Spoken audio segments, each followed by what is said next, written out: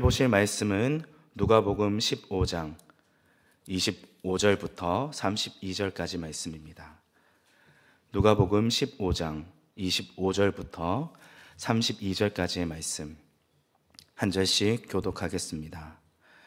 맏아들은 밭에 있다가 돌아와 집에 가까이 왔을 때에 풍악과 춤추는 소리를 듣고 대답하되 당신의 동생이 돌아왔음에 당신의 아버지가 건강한 그를 다시 맞아들이게 됨으로 인하여 살찐 송아지를 잡았나이다 하니,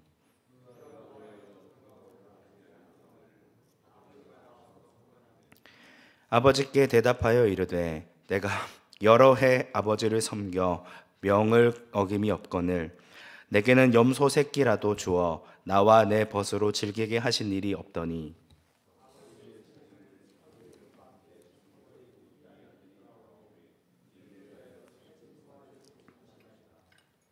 아버지가 이르되 너는 항상 나와 함께 있으니 내 것이 다 내 것이로되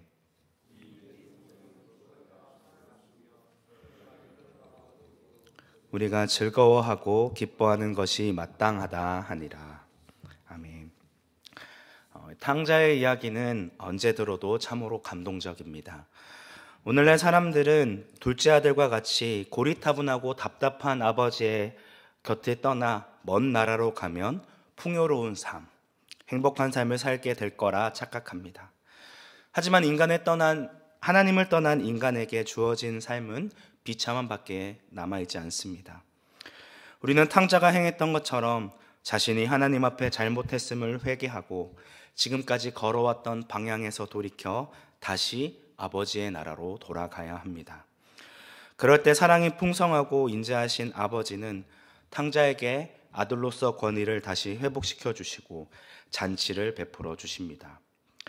이와 같이 하늘에 계신 하나님 아버지께서는 당신의 나라에 받아들여질 어떠한 자격도 없는 탕자와 같은 우리를 지금 이 순간도 끊임없이 기다리시고 사랑해 주고 계십니다. 이 둘째 아들 이야기로 끝나면 충분히 감동적이고 드라마틱한 이야기가 되었을 텐데 아직 본문은 끝나지 않았습니다. 지금까지의 이야기에서 등장하지 않았던 첫째 아들이 등장합니다. 25절의 말씀입니다. 맏아들은 밭에 있다가 돌아와 집에 가까이 왔을 때에 풍악과 춤추는 소리를 듣고, 온 동네를 떠들썩하게 하던 잔치가 한창 무르익었을 때까지 첫째 아들 혼자만 이 사실을 모른 채 온종일 밭에서 일하고 집으로 돌아옵니다. 온 동네 사람들이 다 알고 참여하고 있는 잔치 자리에 첫째 아들 혼자만 모르고 있는 현재 상황은 대단히 충격적입니다. 정상적인 상황이라면 장남인 그가 동생의 귀환을 축하하는 이 잔치의 준비위원장이 되어지는 것은 너무나도 당연한 일인데, 잔치가 진행되고 있는 중임에도 불구하고 첫째 아들은 아무것도 모른 채 열애되어 있습니다. 뒤늦게 이 잔치를 알게 된 첫째 아들은 종을 통해 이 잔치의 주인이 자신의 동생이라는 것을 알게 됩니다. 원래 정상적인 형제 관계였다면 종의 말을 들은 그의 반응은 어떠해야 되었을까요? 동생의 무사 귀환에 대해 하나님께 감사하며 당장 동생의 얼굴을 보러 잔치에 참여하였을 것입니다. 하지만 동생의 소식을 들었을 때 첫째 아들이 보인 반응은 분노였습니다. 그는 분노함으로 잔치에 참여하기를 거부합니다. 그리고 잔치에 참여하기를 권하는 아버지를 향해 오랫동안 마음속에 꾹꾹 눌러 담아왔던 화를 한꺼번에 터뜨립니다. 도대체 무엇이 그토록 첫째 아들을 분노케 만든 것이었을까요? 그리고 아버지는 왜 첫째 아들에게 동생이 돌아온 사실을 미리 알리지 않았을까요? 29절부터 30절에 나와 있는 말은 첫째 아들의 입에서 나온 첫 번째, 처음이자 마지막 이야기입니다. 우리 29절부터 30절 말씀 함께 합독하겠습니다. 아버지께 대답하여 이르되 내가 여러 해 아버지를 섬겨 명을 어김이 없거늘 내게는 염소 새끼라도 주어 나와 내 벗으로 즐기게 하신 일이 없더니 아버지의 살림을 창녀들과 함께 삼켜버린 이 아들이 돌아오매 이를 위하여 살찐 송아지를 잡으셨나이다. 그가 이성을 잃고 분노 중에 아버지를 향해 마구 내뱉어낸 그 말들 속에 첫째 아들의 진짜 성격이 드러나 있습니다. 개역개정 성경에는 나타나 있지 않지만 헬라어 원어에는 29절 앞에 보십시오라는 단어가 등장합니다. 이 표현은 길에서 처음 마주치는 누군가를 부를 때나 사용하는 단어입니다. 식당에서 주문을 할 때 저기요, 여기요 이렇게 부르는 것과 마찬가지 이 단어입니다. 이런 호칭을 아버지에게 함부로 사용하는 것을 보았을 때 첫째 아들은 비정상적인 분노로 아버지에 대한 최소한의 공경심이나 예의를 상실해 버렸다라는 것을 보여주고 있습니다. 그것도 온 동네 사람들이 잔치 자리에 참여하고 있는 바로 근처에 있는 상황 가운데임을 알고 있었음에도 불구하고 소리를 버럭버럭 지르며 자신의 아버지를 욕보이고 있습니다. 보십시오, 이봐요, 이렇게 얘기를 한 것이죠. 이어지는 첫째 아들의 항변은 그가 자녀로서 아버지와의 관계가 정상적이지 못했다는 것을 보여주고 있습니다.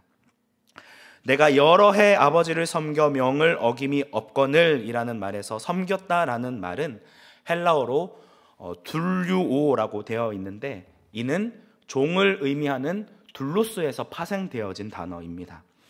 첫째 아들은 지금까지 자녀로서가 아닌 종으로서 자기의 아버지를 섬겨왔다는 것을 이야기하고 있습니다. 자원하는 마음과 기쁨이 아닌 강박관념을 가지고 아버지 앞에서 비참한 종살이를 해왔음을 이야기하고 있습니다. 기쁨과 사랑으로 아버지를 기쁘게 해드리기 위해 일한 것이 아니라 노예처럼 억지로 강요에 의해 떠밀려 이 일을 했음을 드러내고 있습니다. 이어지는 말씀에서 첫째 아들은 내게는 염소 새끼라도 주어 즐기게 하신 일이 없더니 라고 이야기합니다.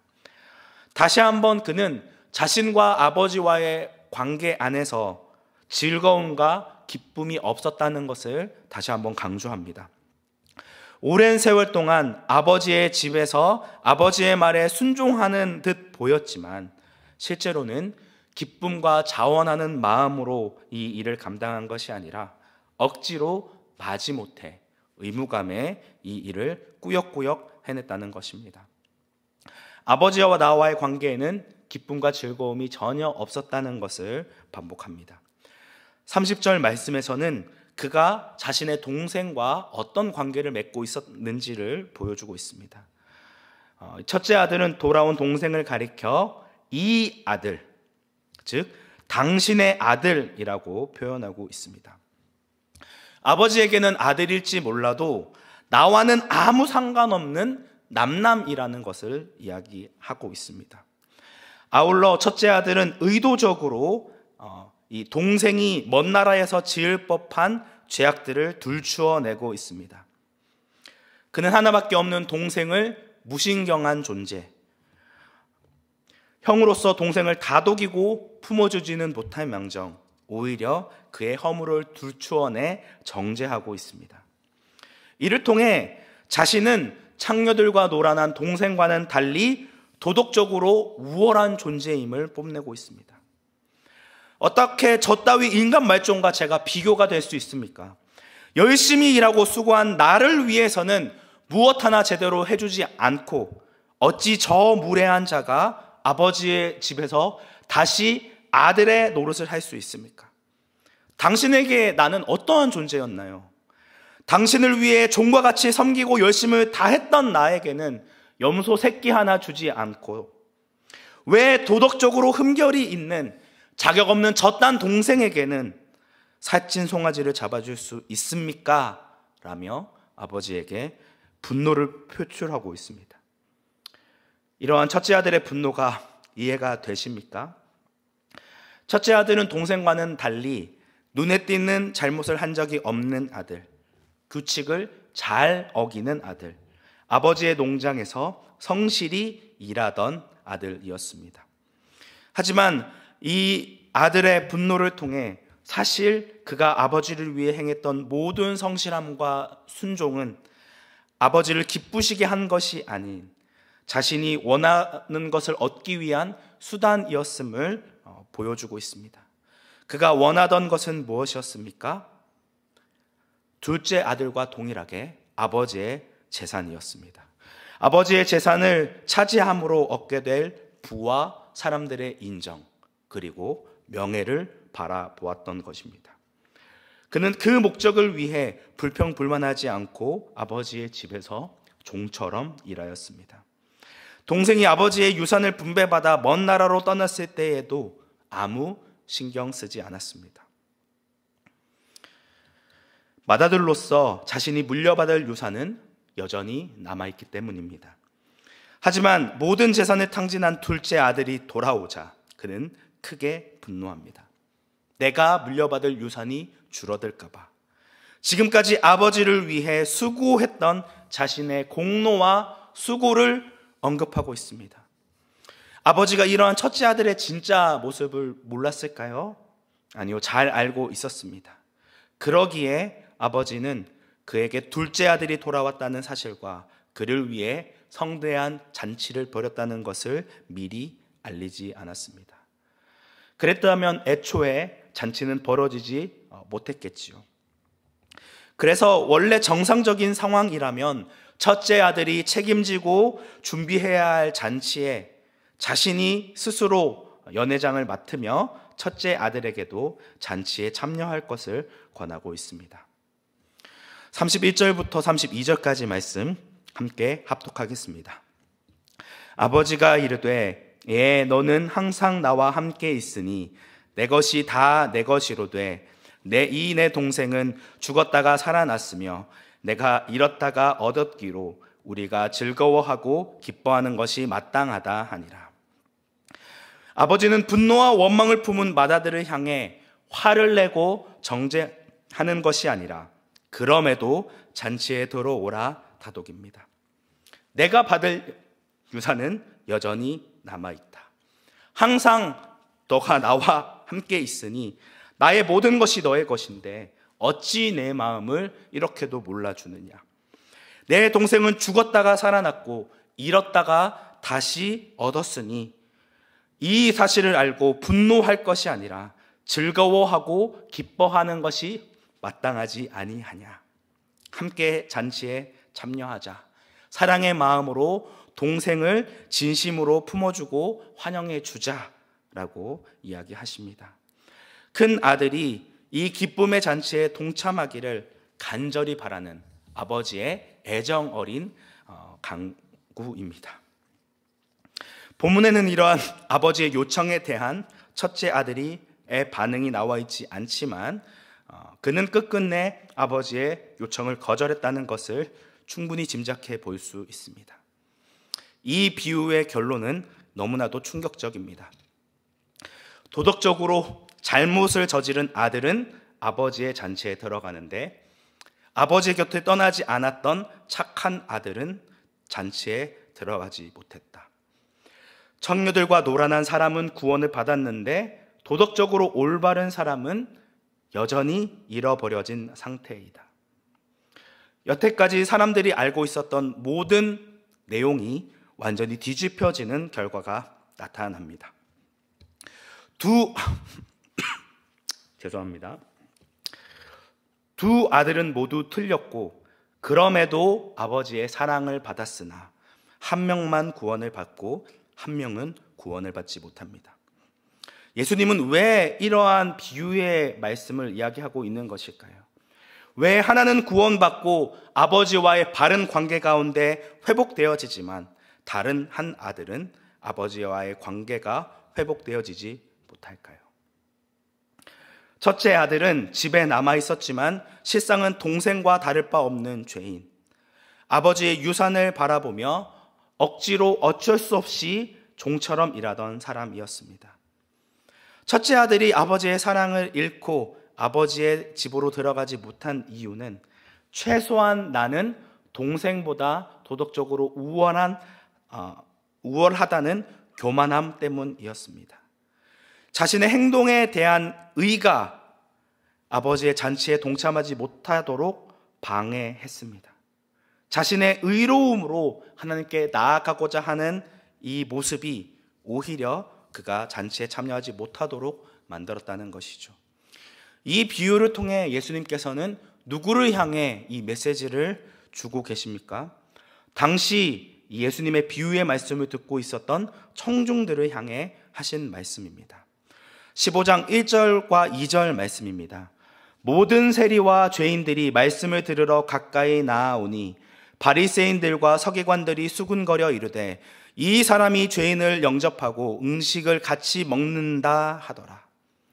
이 말씀은 세리와 죄인들을 가까이 하는 예수님을 향해 수군거리고 있는 바리새인들과 서기관들을 향해 하신 말씀입니다. 결국 이 비유의 주인공은 둘째 아들이라 칭할 수 있는 세리와 죄인들을 향한 이야기가 아니라 첫째 아들로 묘사되고 있는 바리새인과 서기관들, 즉 종교 지도자들을 향해 하신 말씀입니다. 너희가 둘째 아들을 바라보며 그들의 도덕적인 흠결을 문제 삼고 정죄하고 판단할 것이 아니라 그들이 죽었다가 다시 살아난 모습을 보고 그들이 잃어버렸다가 다시 찾았음을 보고 함께 기쁨에 동참해 줄 수는 없겠니? 끊임없이 그들을 정죄하고 판단하고 수군거리기보다 그들이 하나님을 알게 되고 돌아온 것으로 인해 함께 즐거워해 줄 수는 없겠니? 라는 말씀을 하신 것입니다. 비유 속의 첫째 아들이 아버지께로부터 매서운 정죄가 아닌 분노로부터 돌이키라는 사랑의 당부를 받았듯 예수님께서는 종교 지도자들을 향해 사랑의 마음으로 타이르고 계신 것입니다. 자신을 십자가에 못 박을 자들을 여전히 사랑하시고 아끼고 계신 것이죠. 하지만 그들은 아버지의 잔치에 참여하라는 요청을 거부해버리고 맙니다. 이러한 바리새인들과 서기관들의 모습이 오늘 우리의 모습이지는 않습니까? 나는 아버지의 집을 떠나지도 않고 열심히 봉사하고 섬겼으며 헌금도 빠지지 않고 하고 주일 성수도 열심히 지켰으니 최소한 저 사람보다는 더 축복해 주셔야 되는 것 아닙니까? 왜 나는 저 사람보다 더 하나님을 위해 살았는데 축복을 받지 못하는 걸까요? 너무하신 것 아닙니까? 이 정도 했으면, 이 정도 봉사했으면 기도에 응답해 주셔야 되는 것 아닙니까? 라고 하나님을 저주하고 원망하고 있지는 않으신지요. 어쩌면 이 시대의 첫째 아들은 우리의 모습을, 둘째 아들은 아직도 아버지의 품을 떠나 잃어버려진 불신자일지 모릅니다. 아버지 앞에 형으로서의 모습을 보여야 했음에도 불구하고 오히려 동생들을 향하여 그리고 믿음이 연약한 지체들을 향하여 쉽게 정죄하고 판단하고 손가락질하고 있었던 것은 아닌지요. 우리의 오만하고 율법주의적인 교만한 태도로 말미암아 수많은 동생들에게 상처를 주고 교회를 떠나게 만든 것은 아닌지요. 오늘날 적지 않은 사람들은 첫째 아들과 같이 하나님을 기뻐하고 감사하며 살기보다 몸이 건조한 종교 생활을 의무적으로 어쩔 수 없이 하고 있는지 모릅니다. 그 모습이 저의 모습은 아닌지 그리고 우리의 모습은 아닌지 돌아보아야 한다는 것이죠. 온산학교의 성도님들은 이런 율법주의적이고 종교적인 생활에 그치지 않기를 바랍니다. 하나님께 무언가를 얻어내고 복을 받기 위해 어쩔 수 없이 억지로 행하는 무기력한 신앙생활을 하지 않기를 원합니다. 오늘도 변함없이 하루에 새로운 한날을 허락해 주심에 감사하며 주님을 기뻐하고 찬양하는 오늘 하루도 믿음으로 승리하는 온산학교의 성도님들이 되시기를 주님의 이름으로 축복합니다. 함께 기도하겠습니다. 은혜가 충만하신 하나님 아버지, 우리가 하나님의 아낌없는 무조건적인 사랑을 받은 자녀라는 사실을 너무나도 잘 알고 있으면서도 여전히 우리는 사랑받아야 할 그 둘째 아들, 여전히 하나님의 말씀을 알지 못하고 하나님 앞에 나아가지 못하는 자들을 향해 끊임없이 정죄하고 판단하는 모습으로 나아가고 있지는 않은지, 교만한 모습으로 다른 사람들이 주님께로 나아가는 길을 방해하고 있지는 않은지 다시금 우리의 모습을 돌아보며 회개하기 원합니다. 주님의 그 사랑을 더 알기 원하고 주님의 사랑 안에 거하는 저희들 되어지기 원합니다. 날마다 주님의 그 사랑 안에 거하며 주님이 우리에게 허락하여 주신 그 사랑을 기억함으로 더 넉넉히 그들을 품어주고 사랑으로 용납해주는 넉넉한 사랑의 사람들이 되어지기 원합니다. 주님, 우리의 교만함을 다시금 회개하며 더 이웃을 사랑하는 모습으로 나아갈 수 있도록 인도하여 주시고 함께하여 주옵소서. 우리의 유일한 구원자 되시는 예수님의 이름으로 기도드립니다. 아멘.